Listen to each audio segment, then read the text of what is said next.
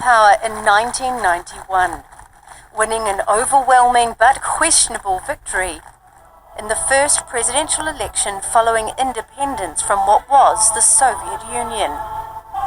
He never let that power go. For 25 years, he ruled more than 31 million Uzbeks with an iron fist, using brutal tactics to clamp down on even the whisper of dissent. It left no room for opposition voices, and the government has been repeatedly criticized for human rights abuses, religious repression, and censorship. The United Nations describes the use of torture in Uzbekistan as systematic.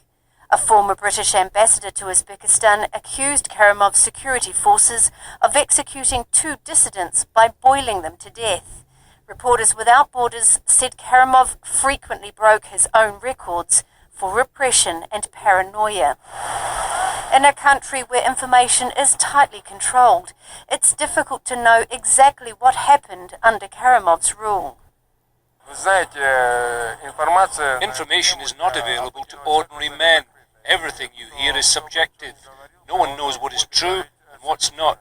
The strong always judge the weak. But there's little doubt Karimov ordered troops to put down an uprising in the eastern city of Andijan when he faced unprecedented public protests 11 years ago, and he showed disdain for any alternative view. They took up arms and attacked the prison, releasing prisoners including murderers and terrorists. Then they came out on the streets and seized a government building, and afterwards they hold a so-called peaceful demonstration. Tell me, please, esteemed journalists, can you really believe this is true? Officially, more than 30 troops and at least 130 so-called terrorists were killed. Unofficially, the number is 700, many of them civilians, some reportedly summarily executed by security forces. There were international protests, relations with the United States and the European Union soured. But it didn't last. 6 years later, the head of the EU Commission shook hands with the Uzbek leader to the outrage of rights groups. It's difficult to conceive of a more ruthless leader around the world than Mr. Karimov. For him to be received warmly by Mr. Moroso is, in a sense, a culmination of this gradual capitulation to Uzbekistan and the ignoring of the principles that at one point stood behind the EU's firm response to the Andijan massacre.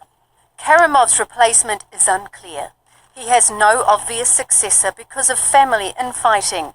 His elder daughter has been under house arrest for the past 2 years since she criticized officials and family members on Twitter.